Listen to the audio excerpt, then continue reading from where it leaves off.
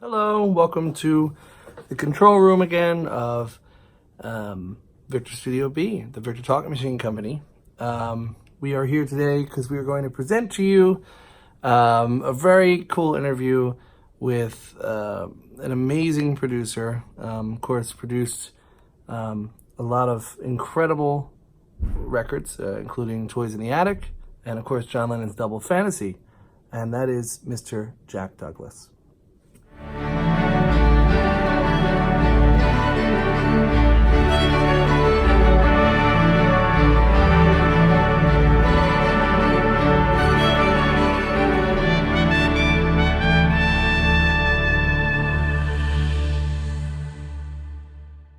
Evening here is not just a producer, he is the producer, an engineer, a musician, and a guy who's near and dear to our hearts through all the music that he brought us with these bands and stuff. Ladies and gentlemen, Mr. Jack Douglas.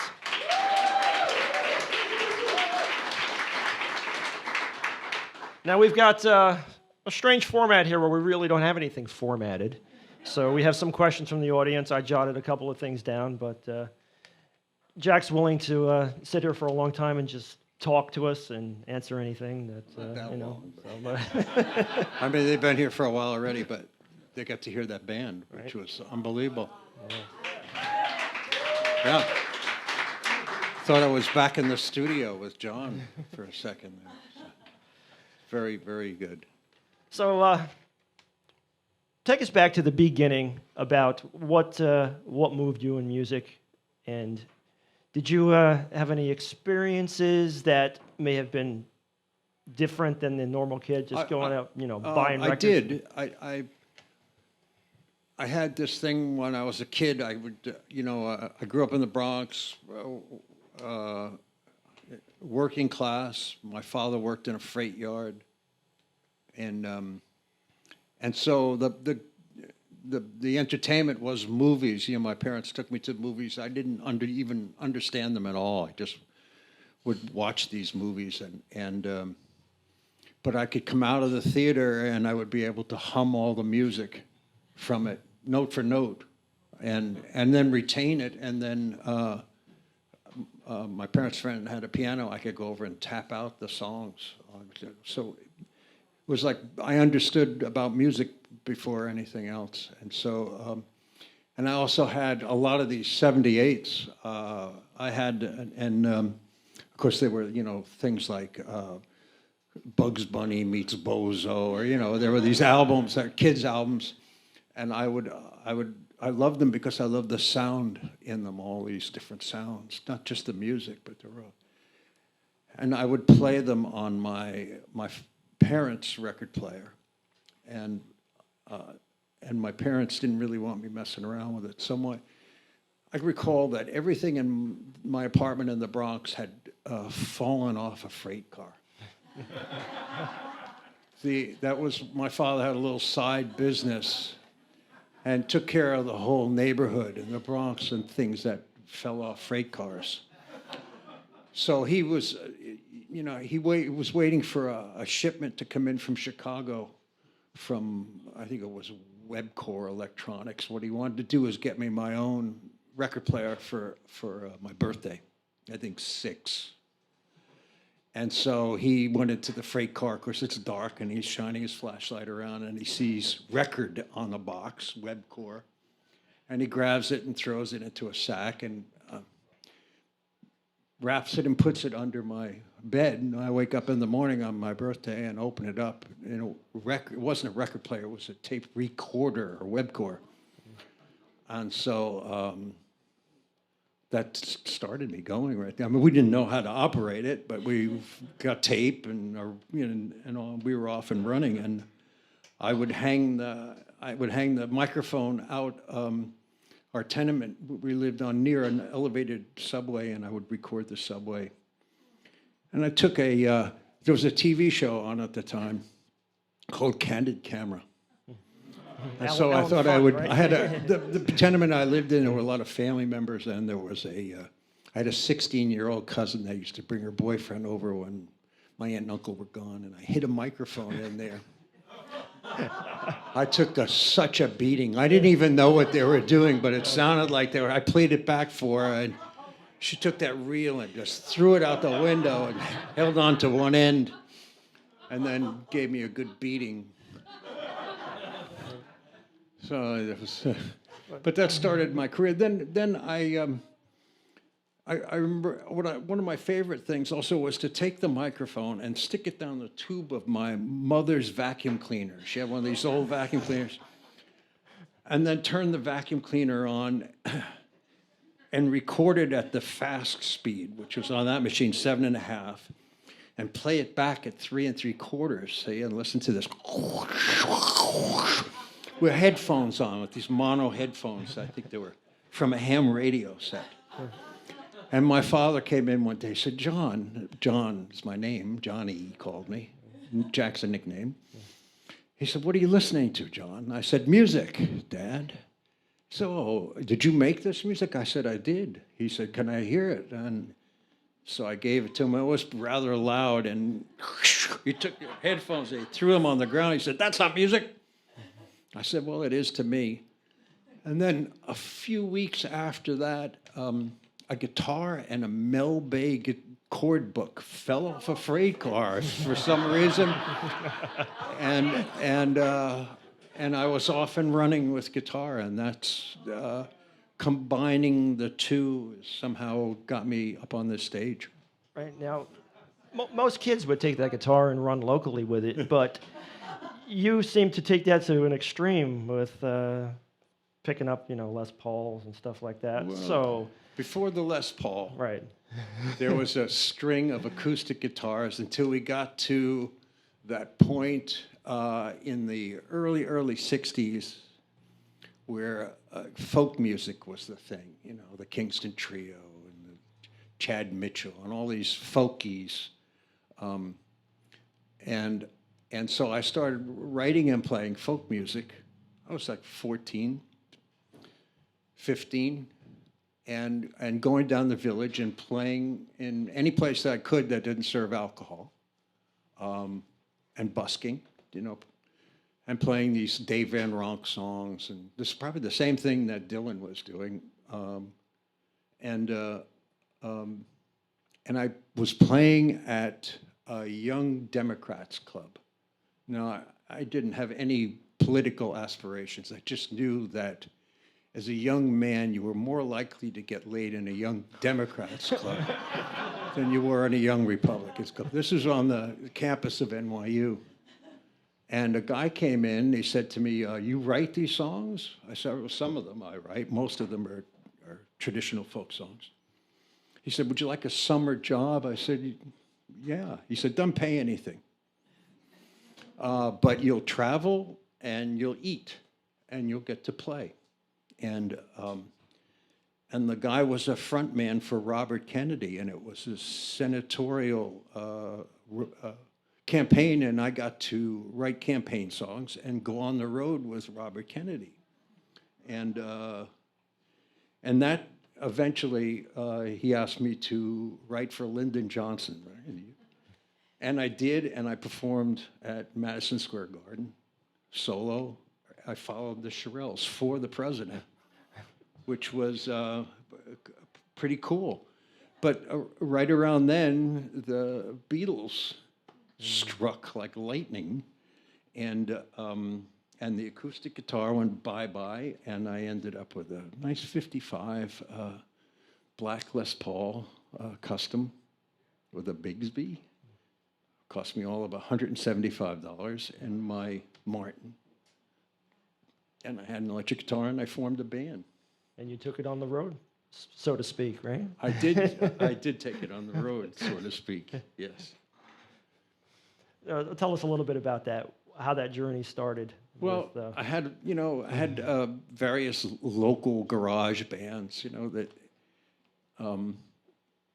and then when I got out of high school, there was this other kid that we played in a lot of bands together, Eddie, his name was, and I said, what we need to do, this is like 65 or 65, I guess. So what we need to do is we need to go to Liverpool because that's where it's all happening. He said, how are we going to get there? It's like, how are we going to get from here to Liverpool? I said, well, we get passports. That I know. And we got to find a cheap way of getting there. So I did a little research. The cheapest way to get there was by tramp steamer. This is a tin can that floats and will go anywhere in the world where they can find something to put on the boat and sell somewhere else. And we worked all summer at a plant. My job was sandblasting airplane parts. I mean, I had sand. Sand is still coming out of my body at this point. It's not from the beach. It's from the damn sandblasting. These things, you were just covered in sand all the time.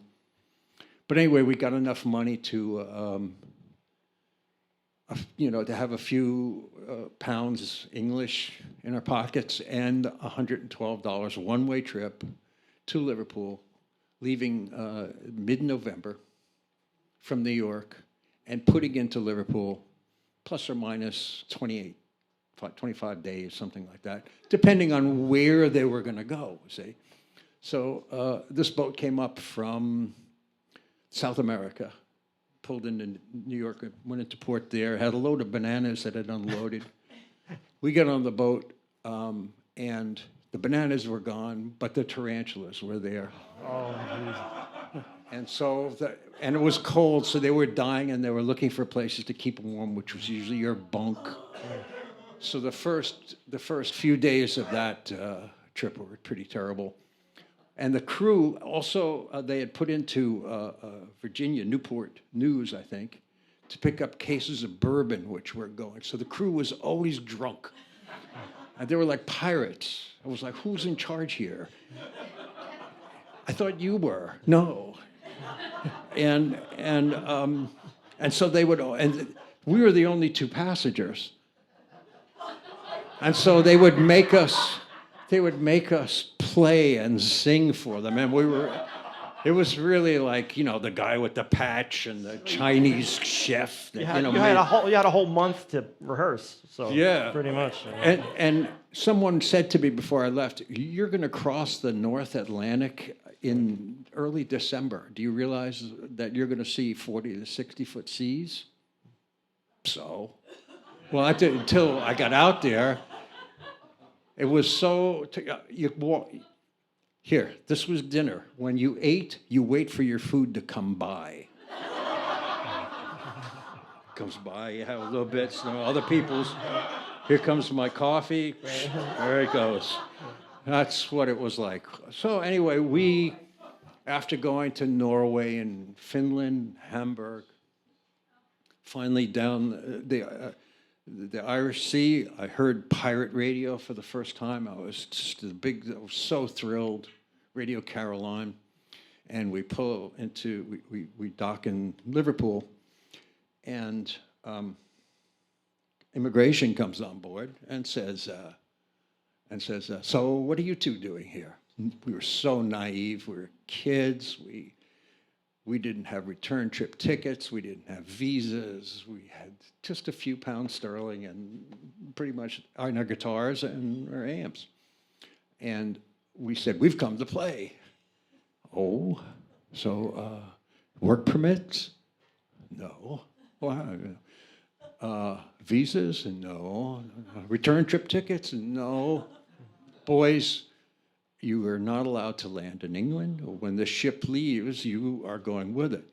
And of course, my friend Eddie said, well, how could you get us into this? I mean, you realize that we will now be on this ship the rest of our lives.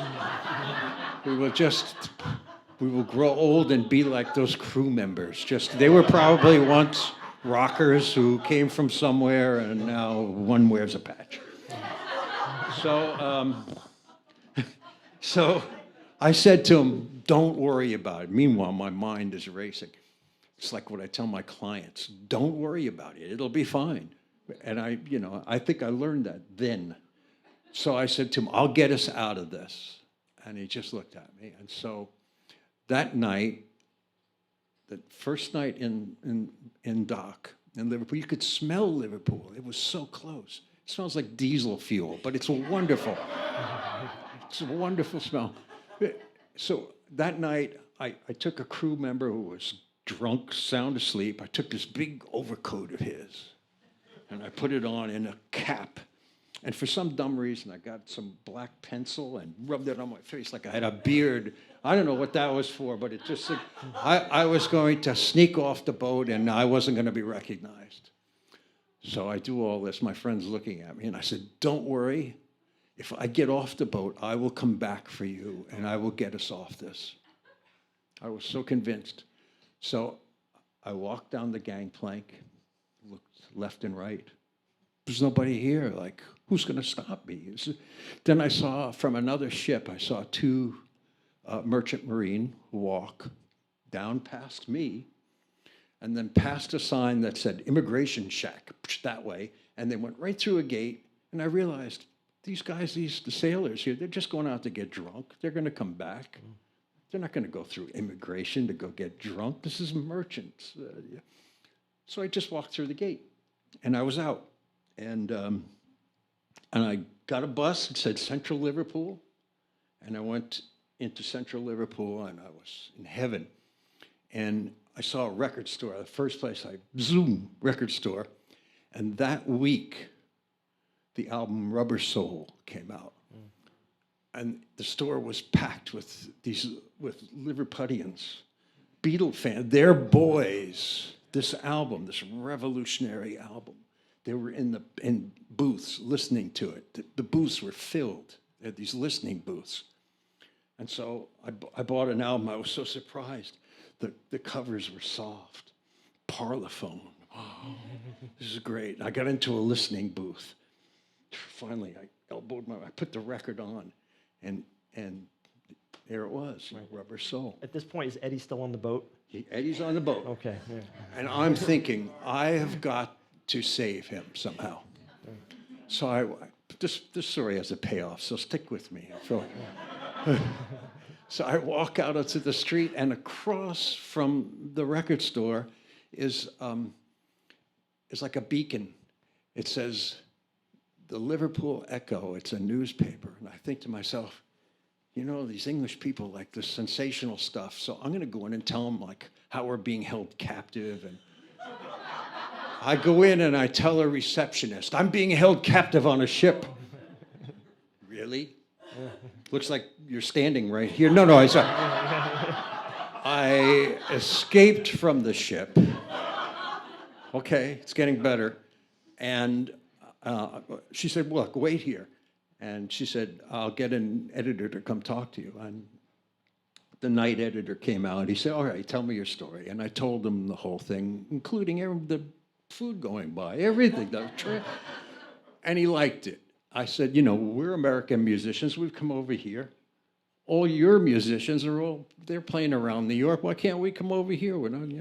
He said, I like this story. I like it very much. You hungry? Yeah, I am. He said, I'm going to take you for fish and chips, and then you're going to go back on the ship. And then tomorrow, I'm going to have every newspaper in England, and our newspaper exclusively, by the way, for the front page, is going to cover this story, and we're going to get you off this boat. Really? So I went back. My friend Eddie was so surprised to see me, and with a Beatle record, and I said, I've done it. We're going to be off. Of course, and we listened to the record all night, and we fell asleep. Next morning, hey, there's a bunch of people out here to see you. All these newspapers. The one I showed you, we were on the front page of the biggest newspaper in Liverpool. So young American musicians not allowed to land in Liverpool. Big story, right front page. And we were in the London Mirror. We were in all these newspapers. That's day 2. Day 3, the newspaper has a television station that they're affiliated with. So they hire a bunch of girls to march back and forth in front of the boat with signs that say, "Free the Yanks."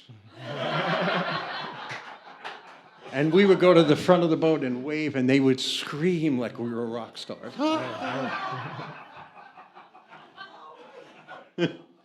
Day 3. Day 4, immigration comes on board.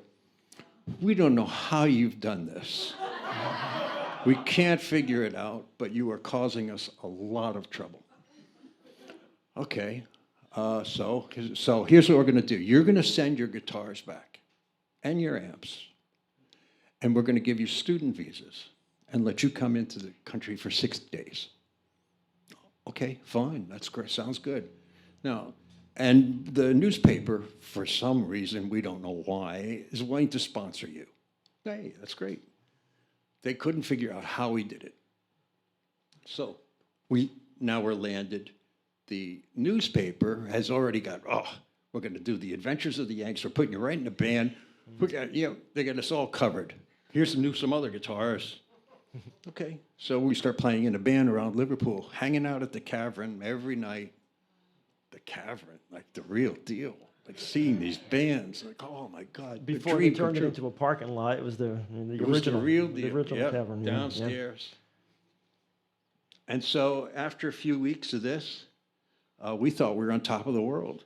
And one night we were at a cafe after a local gig at a pub.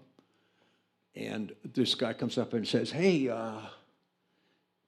aren't you guys the Yanks, the crazy Yanks in their newspapers? And yeah, that's us. Yeah, that's us. We're cool. Yeah, well, my friend is parked around the corner, see, and he wants your autograph. Oh, no problem. We go around the corner. It was immigration. Handcuffed us, threw us in the car. I don't want to curse what they said to us, but it was like, you guys are not getting away this time. Making a fool of us, blah, blah, blah, blah. This is Berlin. You can curse if you want. Oh, okay. So they put us in a car. Car goes to a police station. We stay there for a few minutes. Out of the police station to a train station. They shackle us into seats. That train goes from Liverpool to London. We move to another train, shackled. That train goes from London to Southampton. They stamp our passports, get out, or deported, and they put us on the first ship to New York. And we were back. Now, I had sent all of my press clippings, like the one I showed you, on the front page. I'd sent them all back to New York, like we were just the biggest deals in the world. We were in Liverpool. So when I got back, I got a choice of many bands that I could be in. My friend Eddie, he ended up with a group from Philly called the Soul Survivors. And they had Expressway to Your Heart. And I went off with the Angels, who had My Boyfriend's Back. I got so tired of playing that song. I joined another band, and then I ended up playing bass with Chuck Berry. So I was off with Chuck Berry for a while playing bass. I had a long career as a musician, signed to labels, a writer, doing the whole bit. And I ended up, when my friend Eddie came back into town, he said, I'm finished with the Soul Survivors. I said, yeah, I'm finished. I'd like to stick around New York for a while. I've been on the road for about 4 years, 3.5 years. He said, let's form a band. Like, have you heard Led Zeppelin? And this is 1969. It just come out. And I said, yeah, it's pretty cool. He said, let's do like a New York version of Led Zeppelin. We'll take old blues songs.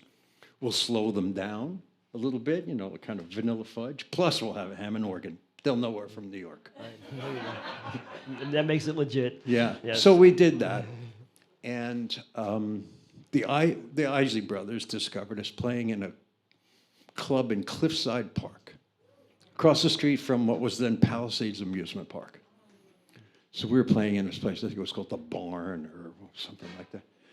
We're playing in there, the Isley Brothers, they have a new label, they have a big hit, It's Your Thing, and they want a rock band on their label, so they sign us to a deal. And Privilege is the name of the band. We go into A&R Studios, that's Phil Ramone Studios.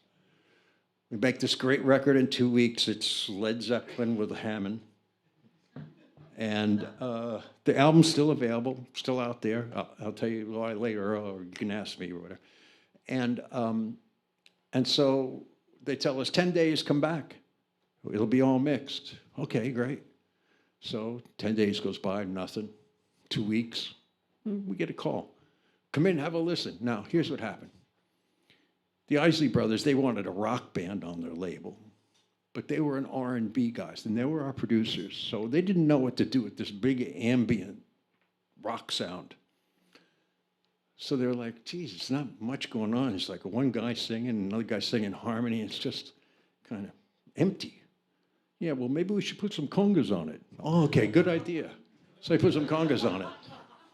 You know, how about if we put the girl singers in there too? Like shadoop, shadoop, okay, shadoop, shadoop. You know, so they put the girl singers in. Then it was like, you know, this single could be a hit if it had horns. And they put horns on it. And the ballad needs strings, and they put strings on it. So now after 2 weeks, we come back to listen to a record, and we thought they put the wrong tape up. Well, who is this? It's not, oh, it's us. The drummer fell out of the chair. He couldn't believe it. He was like, and so Eddie, because he knew I could get us out of a jam, said, you've got to talk to them. This is no good. You fixed the problem. Don't worry, I'll save you. I said, don't worry. So I lean over to Kelly Isley and I say, hey, Jimmy Malin on congas, right? Yeah, that's good. I know Jimmy's working. Oh, the girls, those girls, they sing with you all the time. Yeah. Oh, who did the string arrangement? By now he's smelling that I'm not happy. So he says, do we have a problem, Jack? And I said, well, yeah, Kelly, we kind of do, because you said you wanted that, you know, rock band sound.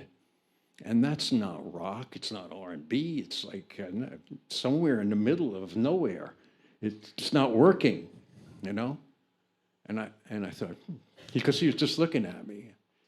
And now I'm going to curse, because he said to me, well, fuck you. He said, you know how much that cost? I said, to put all that stuff on that we didn't ask for? Well, probably a lot. Yeah, well, and they got up, the three Isley Brothers got up and stormed out of the control room. And I said to Eddie, see, I think that went pretty well. And he said, yeah, we're off the label. And then the oldest guy came back, Rudolph Isley, who kind of ran the business. And Rudolph came back and he said, you don't like it? He pointed to me. He said, you mix it. Okay. I didn't know a thing about, I knew so little about mixing or that side of the glass that after one day of working with this engineer, he said he would only work with me the second day if I could be gaffer taped to a chair and gagged. He said I was so literally I wouldn't take the gag, but I let him gaffer take me to a chair and just watched him work because I was doing stupid stuff. And he did the whole album in a day. And watching him work amazed me. There was no automation. He did choruses only on some songs, did all these effects. Then he did verses with a different sound. And then he edited it all together, and it was great. It was amazing to watch. He was like a doctor at work. And I thought, God, it's just like, this guy has really got control of something. I think I'd like to do this. So after it was over, I asked him for a job, and he threatened me with a restraining order. Said I couldn't even come on the block of 48th Street. But he said there was another studio down the street that was redoing its rooms. That was the record plant. And then I might go down there and apply for a job of some kind. And I had to tell my band, I'm finished with this. I'll stick around for whatever promotion you need, but you got to get another bass player, backing singer. I want to do something else. So they did to tour with. And I went down to record plant and asked if they needed any help there. And they said, we need a janitor. And I took the job just to get my foot in the door. And that was the summer of '69. And lucky for me, that studio had just recorded Woodstock. And so the tapes were coming down from upstate New York, and the guys like Crosby, Stills and Nash and Jimi Hendrix, these people were all fixing their parts on the record. And my job was to just get all these tapes off a truck, and roll these 2-inch tapes into the control room, and and there'd be Jimi Hendrix like, hey man, all of this. I don't know. I gotta go up and I'd run around the rooms delivering tapes, and I thought, you know what? I hit the jackpot here. I'm in the perfect place. So these are pivotal moments in what would eventually happen. But yeah, oh, you want the payoff to the story. All right. yeah. So I worked my way up from general worker to tape librarian to assistant engineer to the dub room where I became like an editor. I could edit. I did edit a lot of commercials for people. I got really good at editing. So now I see on the schedule that John Lennon is coming in to do a record, and I can't believe it. It's just like unbelievable. It's like my favorite artist in the world. Why I even have done what I've done, and I'm on as editor. So I'm going to be editing something. So the editing booth was quite a ways from the tracking rooms, but on the same floor as John was working. And I would get these 2-track tapes. It'd be vocal on one track and guitar or piano on the other. And my job was to transfer that to a 2-inch tape so that he could overdub on it. And then there were handwritten notes in there, written in his handwriting, as to where to make the edits. So after this word, count 3 beats and cut the tape and go to the next chorus. Handwritten. Don't cut you never cut the 2-inch. The 2-track, you would cut the 2-inch and make the edits on the 2-inch. At this point, you don't even see John. No, they're down they're doing their thing. I don't see anybody. I know there's a lot of commotion, and Phil Spector is down there, and Roy Cicala is doing this date, and Shelley Eck is his assisting, and it's medley. It's crazy. I'm just doing my thing, and I'm so happy, and I'm hearing these songs before a lot of other people do. And I'm just so happy to be a part of this. And after about 4 days of doing this editing and transferring, and the door opens, and in walks John Lennon. And he says to me, do you mind if I just sit in here for a few minutes? It seems like a quiet place. So I said, sure. Meanwhile, I'm trying not to pee in my pants. Because there he is. And so I say, yeah, have a seat, man. By the way, I'm doing all the editing for the. Thank you. You're doing a good job. And he sat down on the other side of a console. There was a couch, and I couldn't see anything but his feet crossed up on the glass. He had his feet up, and he was smoking a cigarette, and I could see the smoke. And after some time, I said to him, I've been to Liverpool. Now his head popped up.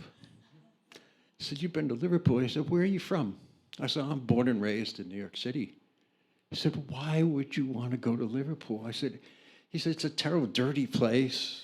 Everybody there wants to come here. He said, I've moved here. Why? I said, well, this was 1965, and I was a musician, and I just wanted to get a taste of that Mersey beat, that sound. He's looking at me. So how did that work out for you? I said, good and bad. Bad, I got deported. Good, I made a lot of noise before I did. And he looked at me and he said, one of the crazy Yanks? Black Les Paul? That's me. He said, I can't believe I'm meeting you. He said, here we release an album Should have been just us on the front page, but no, two crazy Yanks. Kicked off the front page by Jack. We laughed so hard at these two crazy Yanks. Look at them. Really. And so he said, really, of all the studios that I come into in the world, I have to meet you. It's amazing. And this is during the Imagine album. Yeah. Right. Yeah. So he says to me, what are you doing? Oh, I said, I told you, I'm cutting your tapes. He said, why don't you come down to the tracking rooms and hang out? He said, Yoko has to meet you. This is more than, it's just amazing that this can happen. Okay, so I go down to the tracking rooms, and the two, really big engineers are looking at me like, what are you doing in this room? And I said, I'm with him, but I don't know why. And so he was like friendly now to me the rest of the day. Come in, oh, did you hear that? And I said, yeah, that was great. Yeah. What are you going to say to him? Yeah. Lousy. And it was, And so he said, where do you live? I said, I live in the Village. He said, so do I. I live on Bank Street. I said, well, I live on East 5th. There's kind of the... He said, no, don't worry about it. I'll give you a ride downtown. Really? Yeah, man. Get in the limo. So now I get in the limo as Yoko. He's just looking at me like... What are you doing here? Yeah. And John and myself, and I'm in the jump seat. He says to me, do you know any place where we could get a bite to eat without like a commotion? I said, sure, I know a million places. I knew this guy Jerry at a restaurant. I knew we could get in the back door. So we went in. We had, I don't know, bacon and eggs, whatever, some late night thing. Now, every night, we're going there after this. You come down to the session, hang out. Then he asked me for my phone number. So I give him my phone number, and I get a phone call from him. Hey, it's John. Yeah. He says, listen, I have to go to this party tonight with these guys, Abby Hoffman and these revolutionaries. Why don't you come? Just watch I don't know these guys. Just watch my back. Okay. So I would go to these parties, and I go, nah, these guys they're going to use you. You know that. He goes, yeah, I know. Yeah. So I'd start hanging out with him. Like I think we got along then because he knew clearly I had no agenda whatsoever. None. Didn't want anything from him. If you wanted to hang out, that was great. You didn't have many people to hang out with. Right. And so he said, do me a favor. He said, listen, Yoko wants to do records. She likes you. Will you do a bunch of records with her? Well, he didn't say a bunch. Will you do one? I ended up a bunch. And I said, sure, anything you want. About a week into this first record I was doing with her, she had a very small voice, really small. When she sang, it was small, but when she yodeled, it was loud. I mean, when she got to that, boy, it just blow your head off. So you had to be really careful when you were working with her. You had to do it manually. No compressor would handle it. So you'd be operating the fader up. You'd wait till she'd be singing, and then when you heard her go, that the breath, that was a cue. Pull it down. She's going to yodel, and it's going to be loud. I used to use so much gain on her to get her voice to sound big, even though it was small, that you could hear her body functions. You could hear all the stuff going on, so really loud. And John was sitting next to me. And I missed the breath. I didn't hear her take the breath. I thought, she's got to go for something really low. I had the thing up. And she didn't yodel, because that's why she didn't take the breath. She burped. This giant burp. The speakers went. I just looked at John. He looked at me, and I saw him go. And then he went into hysterics. So there was a meter, what they call a meter bridge. It's where all the meters are, and it was kind of high. I said to him, duck. Don't. So he did. And so I did too, because now I'm going. So we're both like in hysterics. Who wouldn't be? And we're laying on the console, our heads down, so she couldn't see us. In hysterics. And now I look up. She's gone. So John, she's gone. She's coming in. So he sits up. I sit up. She comes in. Where were you two? I said, I was showing John how this works. Up here, and I let him try it. So she just looked at us like. So she gave John the evil eye. He must have seen it 100. She gave him that eye. He held on as long as he could. Then he ripped. He went into hysterics. He's crying. And she said, get out and never come back. And he got up and he got out and he never came back to a Yoko session. I could hear him laughing down the hall. She turned to me next and gave me the eye. Uh-oh. Uh-oh. I immediately threw John under the bus. I don't know what got into him. He just went wild. Okay, let's get back to work. So now you're learning your craft, and you're out of the editing room, and you're mixing. Yeah. Are you producing at this time? No, just engineering. I'm engineering. Okay. First, I was engineering demos. I would do everybody's demos, like 4-track. So I recall that I did all of Billy Joel's demos for him to get his deal. He came in, he sat down at the piano and played, and I said, this guy's amazing. This is really cool. And I did Patti LaBelle's demos. And then I got, and I was the rock guy because I'd played in rock bands, and I was on the cusp. I was engineering demos, and at the same time, I was doing late night sessions. I used to do all the pimp sessions. See, if you did, the pimps came in at midnight.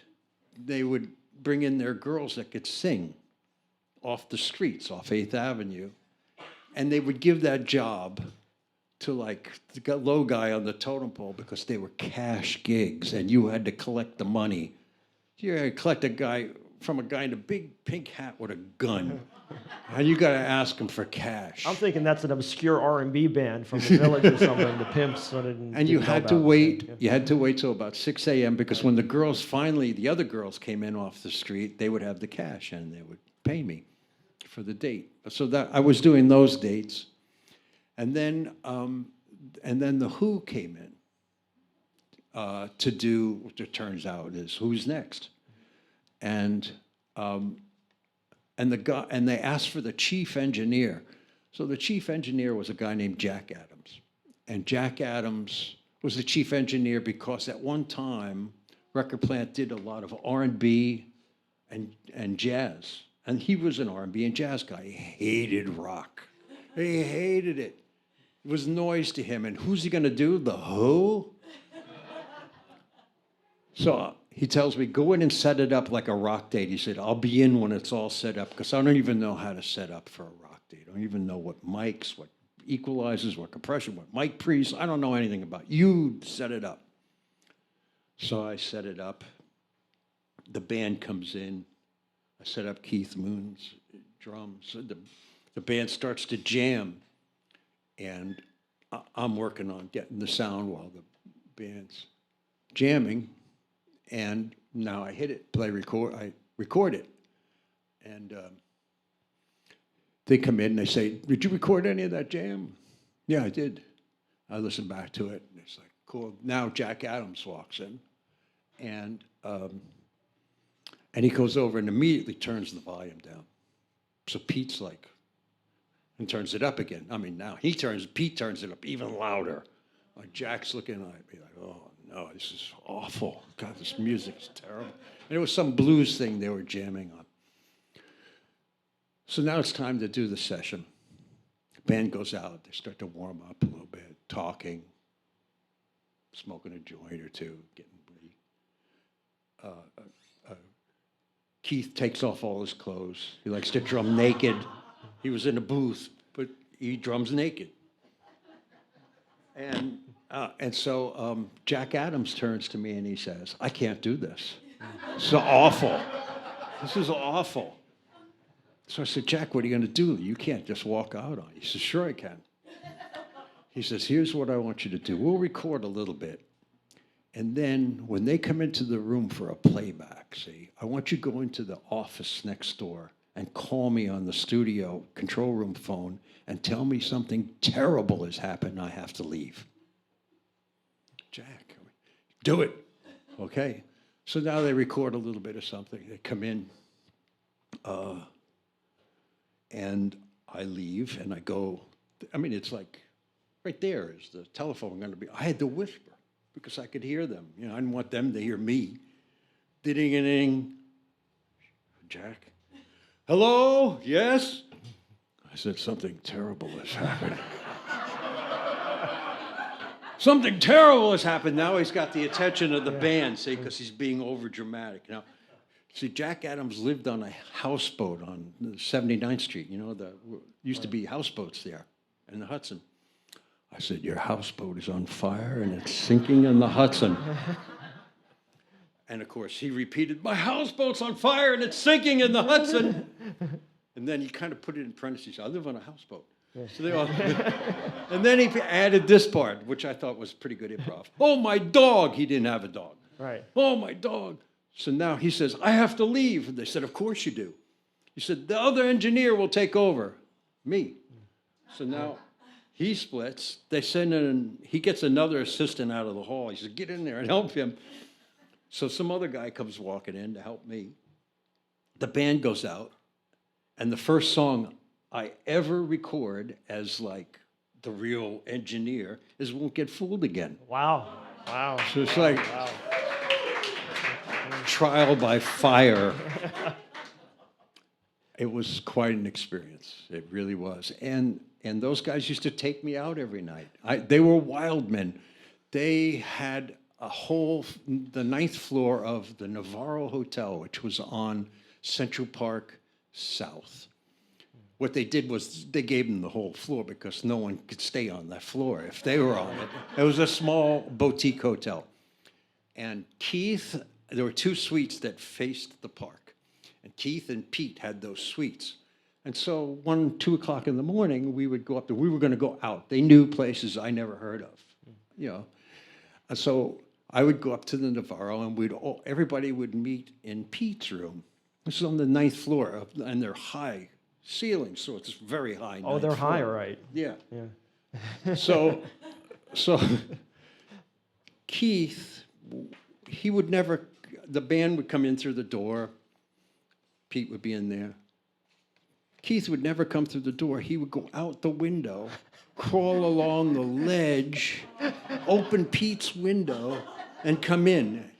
No one thought that was strange but me. Or remotely dangerous. Yeah, he'd just come in there. I mean, yeah. a narrow ledge, he'd crawl along and come in, and no one thought anything of it but me. Anyway, so the Who was quite an experience. And Things got a little calmer. A little unknown band named Aerosmith showed up. Yeah. Before Aerosmith showed up. Well, I have to tell you a story about how I got Aerosmith. This is a funny story. Are we going on too long here? No? You sure? Nobody wants to get out of here? Okay. So because I lived downtown and I used to hang out at Max's Kansas City. There was no CBGB's yet. Max's was the place. And I knew Lou Reed, who I ended up working with, and Patti Smith, who I ended up producing. And the guys in the New York Dolls were all buddies of mine. So I knew the downtown thing. So the Dolls get signed to Mercury Records. And for some reason, they want Todd Rundgren. The label wants Todd Rundgren to produce this record. And it was such a misfit because Todd was about commercial and clean. And these guys are like street thugs. I mean, they weren't, but it was like, early punk. They couldn't play their instruments that well, but together they made a sound that was revolutionary. So they said, well, we'll put Douglas on it because he knows them and there'll be some vibe going at least. So I get on the date. This is the first New York Dolls album. I get on the date. They must have paid Todd a lot of money to do this. He sat down next to me and he said, Jesus, man, these fucking guys suck. I mean, they're just awful. They're out there. I said, well, no, I know they don't play well, but when it's all together, it's different, it's new, it's got something going on, listen to the lyrics, they're smart. Ugh. So he's just beside himself. It's so awful. He's sitting next to me.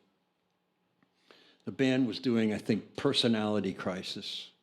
David Johansen was in a booth singing. And David, a very smart guy, and always ready to take the piss out of anybody, So he comes in, Todd's hating it, but he's acting like it's cool. And he says to David, he says, well, that's going to be really good when we put like all the harmony on it. And David looks at him and says, harmony? Are you accusing me of having melody? And I saw the look on Todd's face and I knew it was over. And so Todd stopped showing up at the sessions. And he would call in, how's it going? Yeah, it's going okay. So we just went on and did this thing without a producer. Every once in a while I'd show up, hey, how's it going? Yeah, it's going good, Todd. Okay, bye, gotta go. And when the label would come by, we'd always insist on meeting them for coffee somewhere. Oh, Todd goes somewhere else to eat, but we'll talk to you here. And the band would talk, well, where's Todd? Well, we'd always be making excuses for Todd not being there. Then it came time to mix the record, and Todd came in. And we mixed it in 2 days. We put the faders up and mixed it. Turned out to be a classic record. Changed a lot of things. We had David Bowie coming by all the time to listen to what we were doing. We had Iggy Pop coming by. What's going on here? We want to hear this. Bunch of English characters. Can we come in and listen? We're in the Clash. So all these people were listening to what was going on here because it was different. And so we get the record out. It's doing it okay. But they were managed by a company, Lieber and Krebs. Lieber and Krebs had a baby band.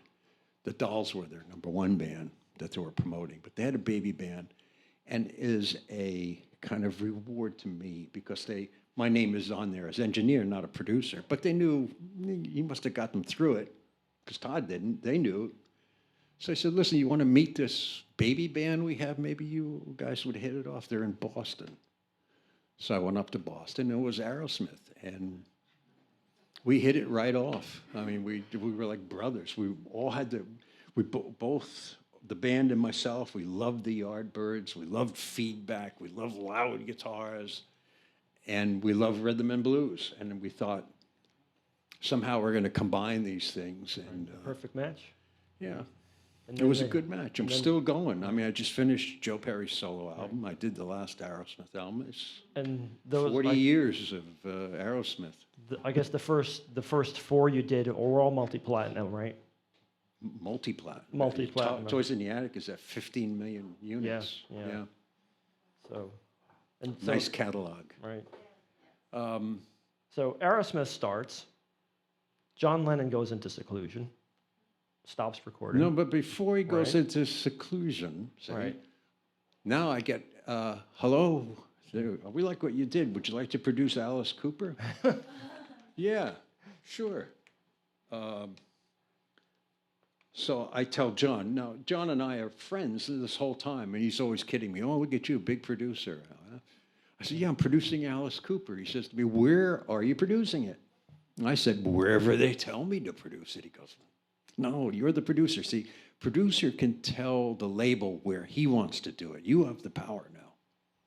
Oh, really? So I don't, he said, do it in LA because I'm going out to LA for a few years of madness with May. And so he said, come out there. You could hang out with us. And so I did it at Sunset Sound. And every night I would finish, I would go over and end up usually driving the getaway car with John in the back and madness for a long time. Right, these are the original Hollywood vampires. Yes, they right? are, Yeah. which I just worked with, Johnny Depp and my old friend. I live in one of Johnny Depp's houses in L.A. He's my neighbor. Who, Pirate house, right? You're saying? no, it's was originally the house of a silent screen star, but he owns every house on the street. So Joe Perry and I live there, and there's a studio, and it's Johnny's artistic community. Like a rock and roll fantasy place you're living in. Yes, it is. Neighbors. It's pretty cool.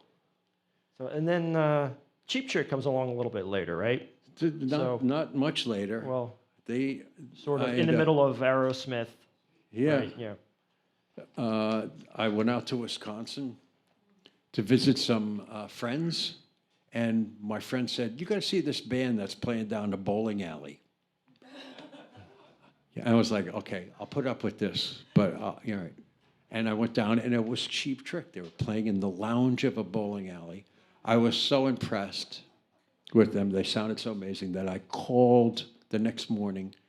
I called the head of A&R at Epic Records and threatened him with calling the head of A&R at RCA if he didn't come down the following night and see this band. I said, you know me, I'm not messing around. This is the first band that I ever want you to sign. I haven't brought you anything. You trust me? I'll be right there. Came down. Within a week, we signed the band to Epic, and we did the first record. It was a little, I mean, I love that record, but it was, politically, it was pretty tough. I mean, there were songs about Daddy should have stayed in high school because he loves these little girls. I mean, it was edgy. The Ballad of Richard Speck, which was a serial killer.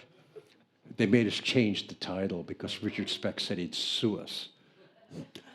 But this is a song that it's the view from two. It's the nurse that survived, who's under the bed. It's from her point of view, and from Richard's point of view, who's murdering those nurses. So the album was like that. It was very heavy, but it got some attention, and then I went in to do a year-long Aerosmith album and missed the next Cheap Trick album or two, and then caught up with them again, and we did Budokan.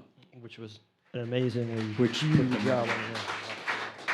Now, So the genesis of Double Fantasy reads like a spy novel when they're actually going to start to Yes. record the album, and you're you're in the middle of it. You're James Bond at this point. It's just so incredible. But I was walking. I lived 4 blocks from John on 76th and Central Park West in a brownstone, and I was walking up that block, and I was talking to a friend of mine now, saying, you know, I'm working all the time, but I'm getting bored with some of these projects I'm doing. It's just like, you know, aside from, I produced Allen Ginsberg with Bob Dylan co-produced it with me. That was kind of good. You know, that was different. But for the most part, I kept getting offered the same kind of these rock. And so I go to my brownstone. I hear the phone ringing. I said goodbye to my friend. The phone's ringing. Okay. I get in the door. I walk down the hall. I pick up the phone. Is this Jack Douglas? Yes. If you'd like to do something really interesting, you will be at the pier on 30th Street and the East River tomorrow at noon. Now, how do you resist that? Okay, yeah, a seaplane will come and pick you up. Okay, I'll be there. All right. So the next day, nothing else. That was it. No. So the next day, of course, I'm at 30th Street at noon on the pier at the East River, and here comes the seaplane. And lands, pulls up to the pier. Jack Douglas? Yeah. Hop in. I get in the seaplane. It takes off, flies over a bit of Long Island, over Glen Cove, and lands into the whatever that cove is there, where he had a mansion, and pulls up onto the beach. And Toshi, who I didn't know his name was Toshi then, but Toshi comes out, which was Yoko's assistant, comes out and says, welcome, welcome, come in. I walk up to this mansion, and there's Yoko. Oh, Yoko, what a surprise. So she says to me, I'm going to tell you something, but you can't tell anyone. If you tell anyone, it stops. Okay. John wants to make a record. Wow, okay, yeah. He hasn't made a record in 6 years. John wants to make a record. He wants you to produce it. Wow, okay. She said, this is from him. He's in Bermuda, but he sent this for you.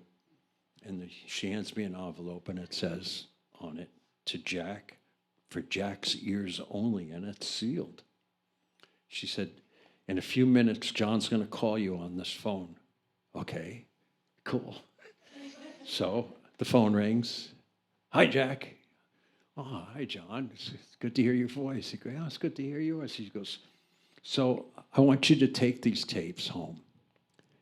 I'm not sure if there's anything on it that's worthwhile. I want you to be completely truthful and frank with me. If you don't think I have anything in there, I want you to let me know, and I won't record. But if you think there's something in there, let's attempt to do a record. But we can't tell anybody. Okay. Bye. Wow. So now I'm thinking I'm going to go back. Yuko goes, wait. Yeah. She said, I'm on this record too. Really? She said, see that pile of tapes over there? Yeah. Those are my demos. John, Yoko. Okay. I got to take these things out. And there's going to be a car meeting me when I get to 30th Street. I can't carry all this John stuff I put in my pocket. So I get back to the house. First thing I do is I'll sort through Yoko stuff later. I need to hear all of this John stuff and see if it's any good. That's some of the stuff that I heard, woman. And that was the demos, all with this self-deprecating before it and after it, and this one, another one for Ringo, so not for me.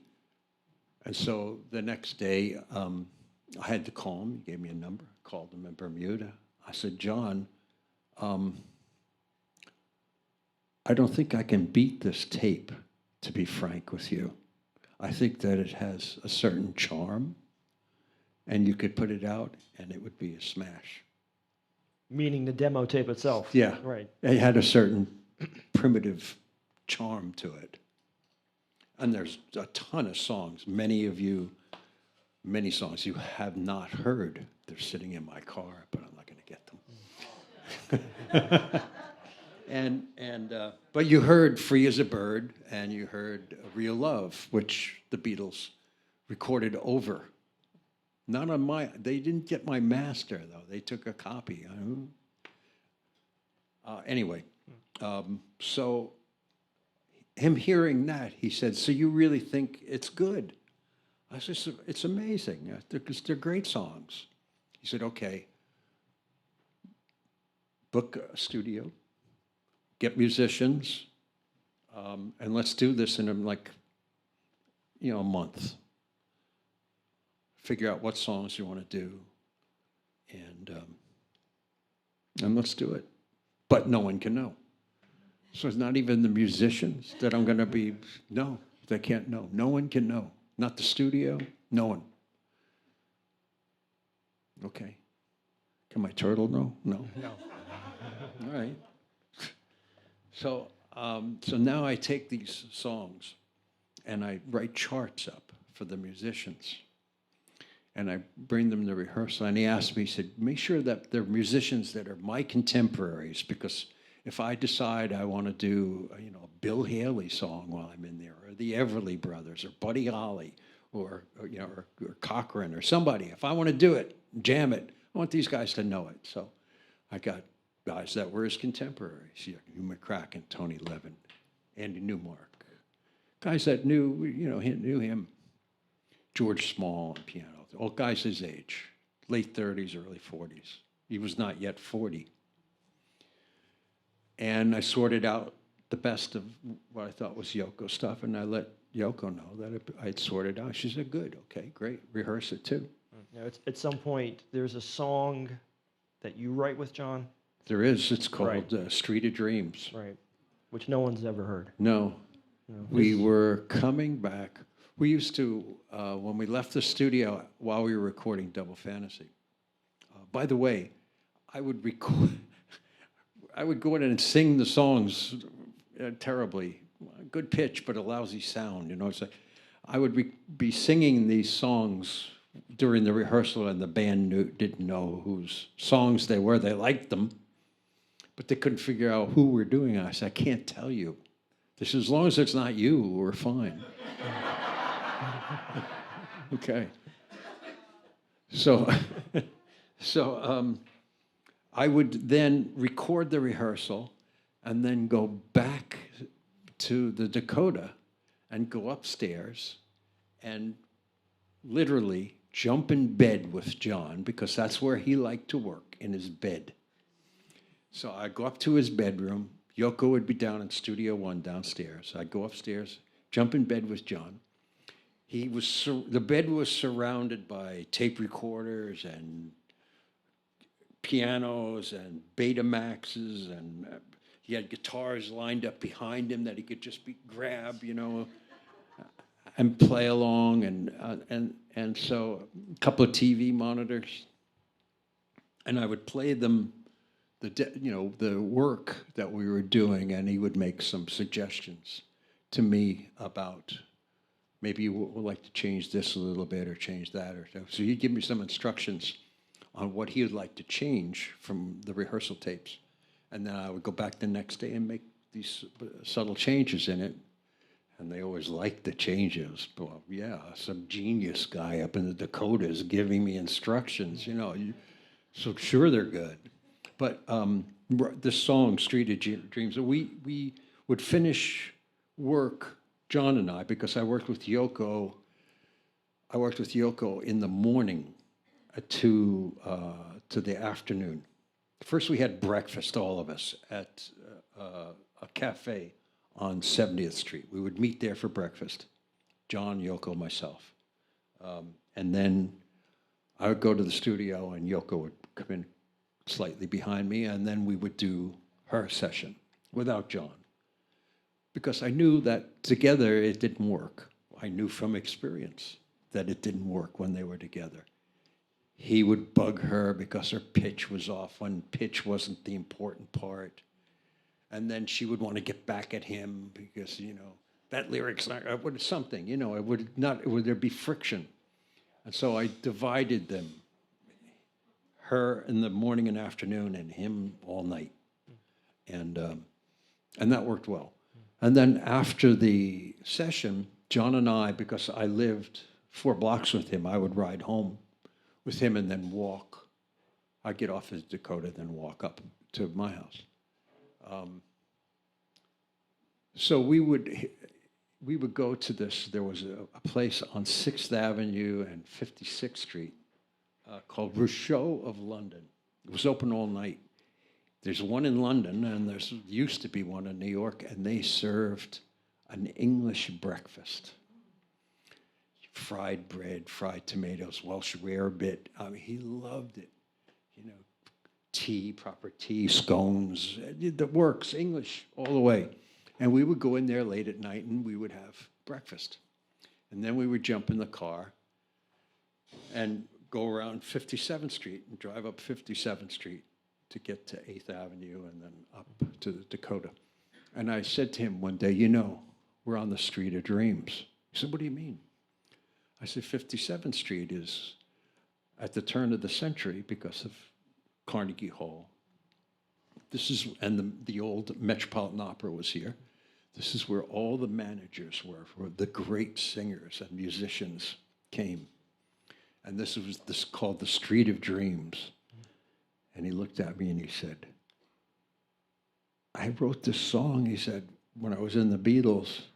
I had the verses, but I never had the chorus. He said, you just gave me the chorus. Let's go tomorrow. Let's go write this song.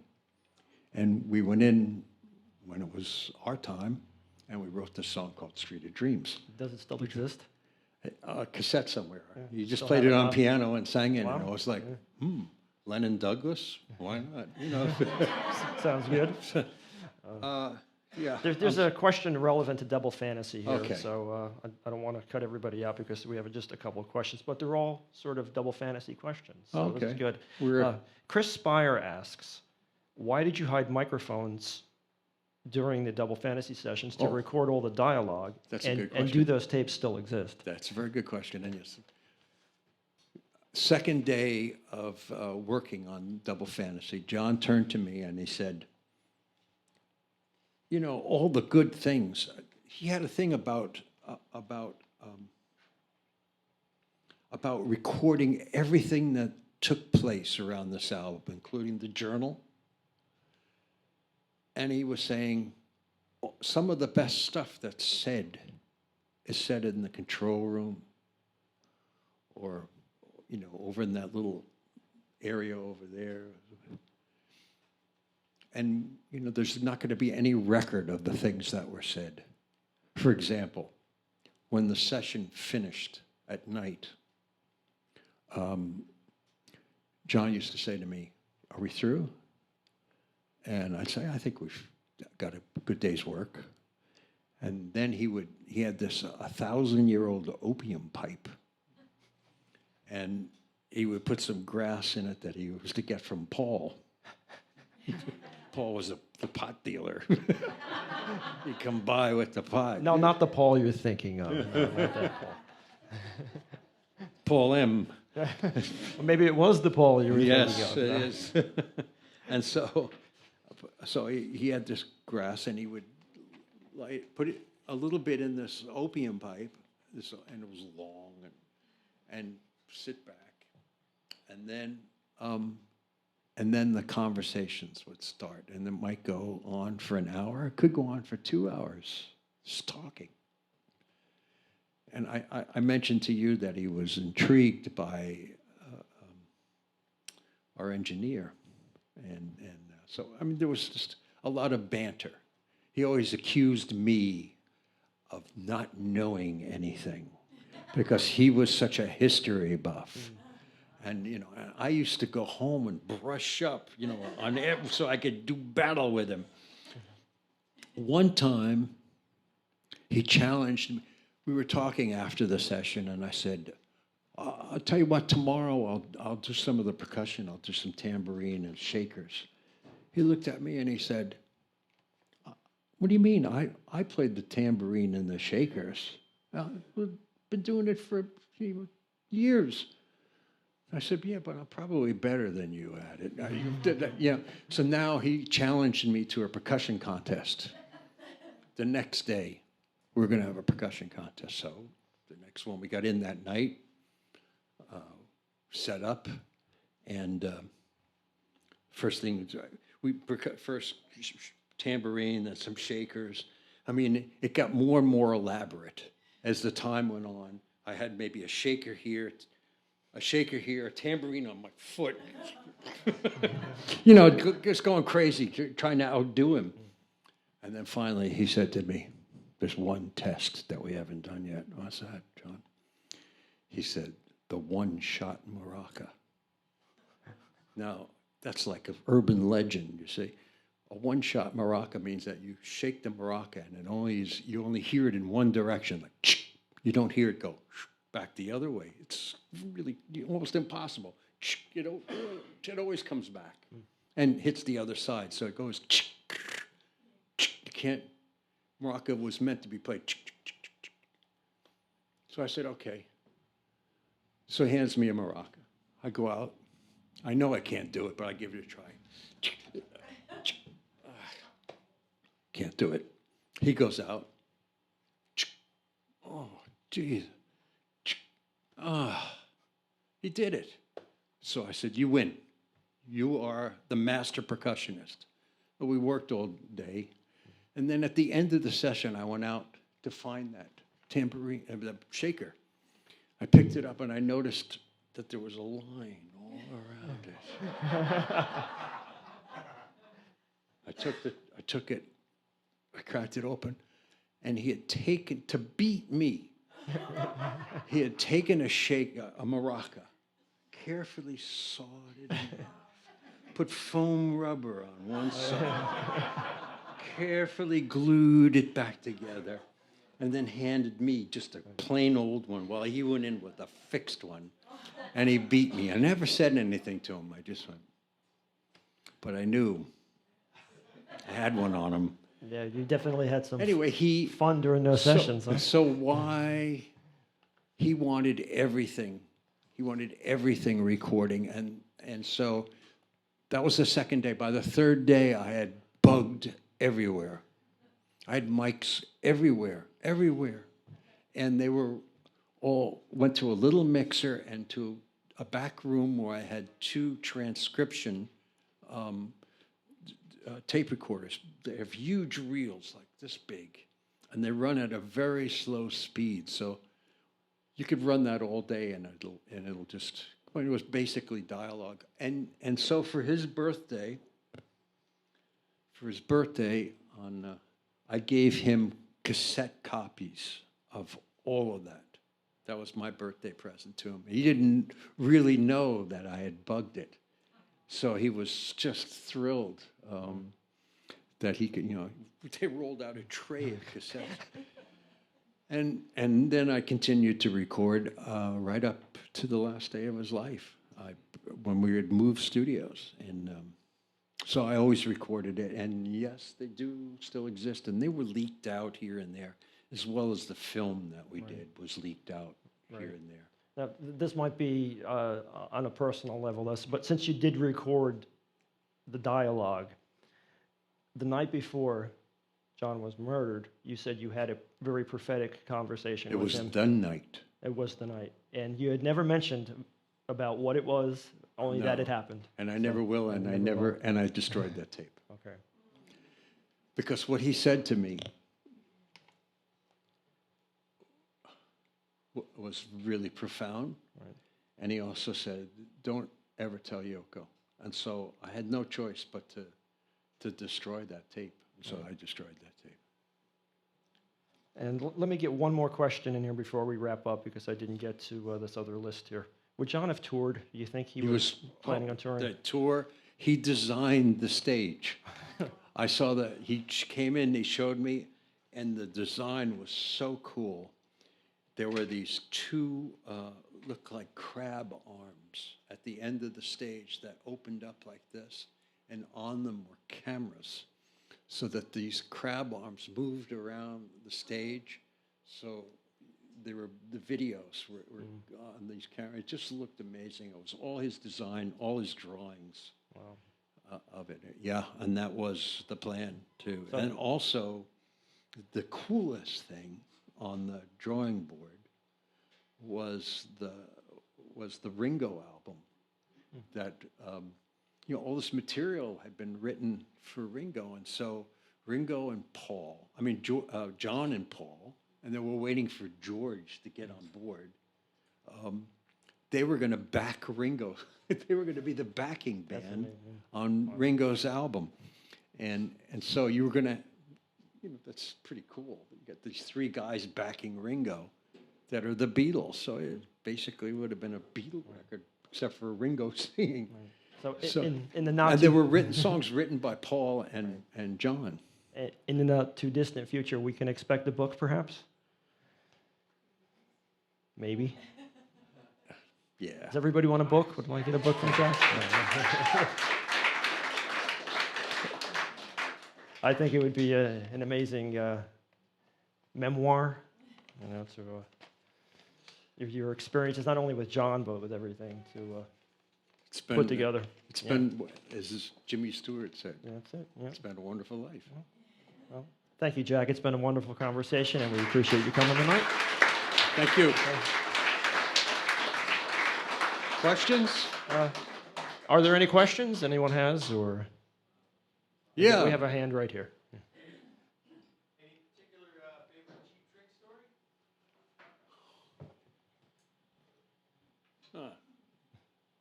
Geez, there's so many of them. There's a recent one. Howard Stern came to us, and he said, I want to, just for me, he said, because Cheap Trick is one of his favorite bands. He said, just for me, I would like to have different people do songs from Revolver. You guys know about this? Who knows? No? You know. You've heard it? Yeah. Oh, so you've all heard it. I was going to play it for you. So we decided to do She Said, from Revolver. So we sat around and we're thinking, how could we do this? So Rick Nielsen says, why don't we do it like The Who? So it's Cheap Trick does The Who, does the Beatles. And so that's what we did. If you want, I'll...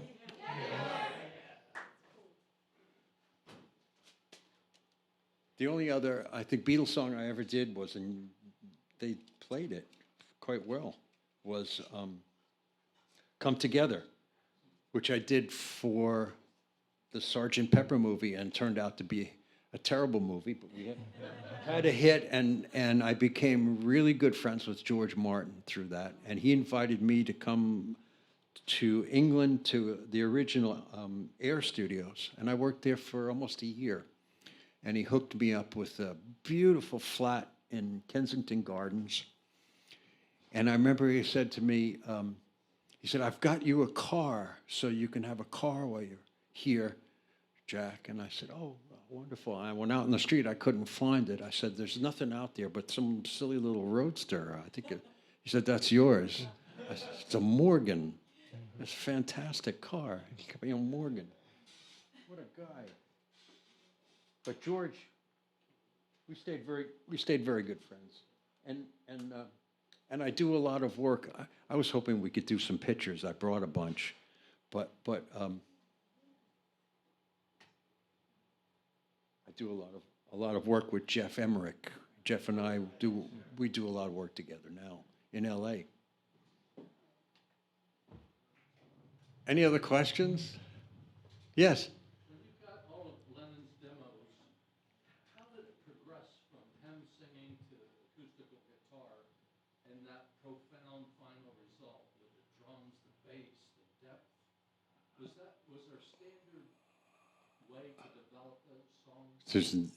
There's never a standard way. That is a communal effort. It begins with, he writes a great song. It begins with me doing some kind of arrangement of it for all those instruments and writing that out on music that they can read. Then it goes into the studio and you have my minor talents overlooking this whole thing, a genius who's written these songs, who has more experience than just about anybody, and then great players, and then no one letting their ego get in the way, so that it's open to suggestion. So that if a Tony Levin says, why don't we try? John knows that's definitely worth listening to and we should try it. and I'm not going to, there's no way I'm going to be the guy saying, we got to get on with this. And, yeah, let's hear it, man. Let's hear what you got. What do we got? Where are we going with this? So that's how, and also, when you have Lee DiCarlo was a great engineer, so adding that sonic genius to it, you just put together the right people in the room, and you get that. Any other questions before we? Yeah.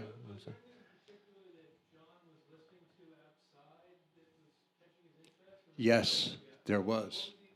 He was listening to early rap and dub music, and he was telling us all that it was going to be the most important thing in the future.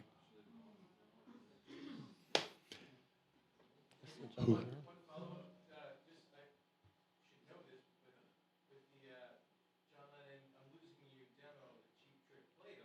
Oh no, that's not a demo. Yeah, I brought them in. In fact, they were down in Montserrat doing a record with George Martin. And I called up George and I said to him, George, I've got your guy. You got mine. Can I borrow a couple of mine for a little while? And he said, absolutely, my pleasure. And they came up and we did that. And we were talking about this upstairs. We recorded 2 songs. One of them, I'm Losing You. And that lick, bow, bow, da, da, that came out of the early jam that we did with Rick and John facing each other, playing until that lick came out, became the lick. And it got more and more fierce. And that's I love that recording of it. So we did it. And Yoko, after we did both songs, one of hers, one of John's, Yoko said to me, of course, she said, that's not going to fit on the album, which was a knife in my heart. And then it took me 10 minutes to realize that she was absolutely right, because this album was a play. It was a play, and it should have sounded somewhat similar through the whole thing.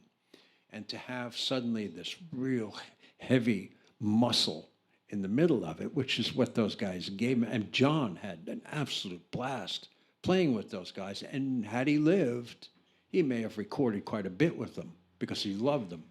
But she was absolutely right. You had this album that was just going to move along quite nicely and pull you into it. And then you would have been jarred by the heaviness of that. And so what I agreed with her. And John was heartbroken too because he loved it, but he agreed with her also. And so what I did was I played that track into the headphones of our studio band, and I told them to keep playing along with it. Just keep playing along with it. And we just played along and played along and played along. And as we played along, I kept lowering the Cheap Trick version from their headphones until they were just like, they were on it in their own style, and then I recorded it. And so that's how I did it. I'm so glad that it did come out and saw the light of day. Is that it? Oh, yeah. Yes, I have a lot of stuff he gave me. Yeah, he was very generous, by the way. He gave me a contract. He could have given me a contract that said, you are getting 0.5% of the retail price of this record. And I would have said, I'll do it for free. He gave me a contract, and as he handed it to me, he said, this could make you very rich. And I looked down on the bottom, and it was 5% of the retail price of the record. I was shocked. And so he just thought, hey, it's fun to be rich. Be rich. You'll want to make this a good record if you see that figure on the bottom. Motivation, huh? Yeah. Okay, we done. Any other questions, or is that it? Yeah.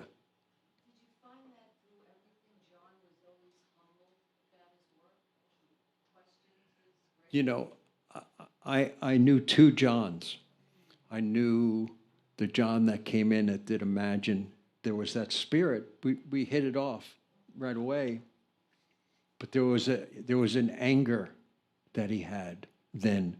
And when I talked to Jeff Emmerich about the John that was back in the Beatles, I don't know if you've ever read Jeff's book, but he talks about a really angry John. And the John that I worked with during Double Fantasy was a gentle, humble, generous, funny, happy man. I mean, happy. So happy to be doing what he was meant to do, and and understood he was having a ball. I mean, we just had so much fun.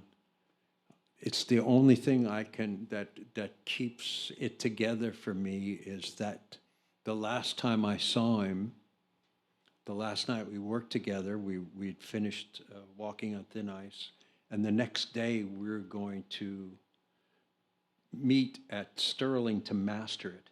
And because he took me by surprise coming back to work, because he was supposed to take off for months, and instead called me up and said, I'm on a roll. Let's go back in the studio. I said, John, I've already booked other stuff. He said, put it late at night. Do your other thing late at night. Let's work. We'll finish like at 8:30 or 9, and then you can go do your other thing. I was doing an album for RCA. So I told my other artists, I said, look, we're going to start late at night. Are you okay with that? And they said, well, for John Lennon, of course, anything. So because of that, I wasn't riding home with him anymore, which made me crazy for a good number of years. But thinking I would have seen this and I could have saved him, and all of that bad stuff that doesn't allow you to sleep at night.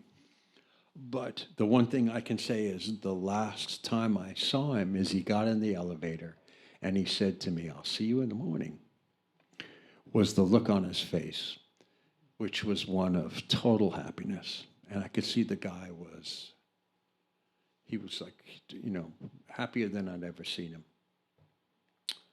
And so maybe we should end on that. And that's the end. All right. Thank you, Jack.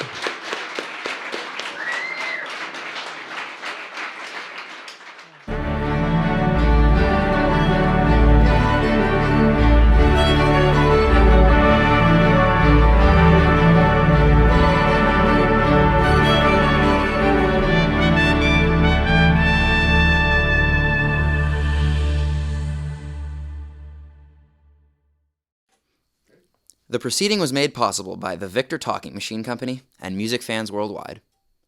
Investing in Victor means investing in musicians and their music. Be sure to like and subscribe to this channel for the latest updates on Victor Talking Machine Company's mission to change the music industry. Visit VictorRecords.com to discover new Victor records and artists, and make sure to visit our catalog of Victor home audio instruments. Look for the dog on your next Victrola, record player turntable, Bluetooth speaker, headphones, and more.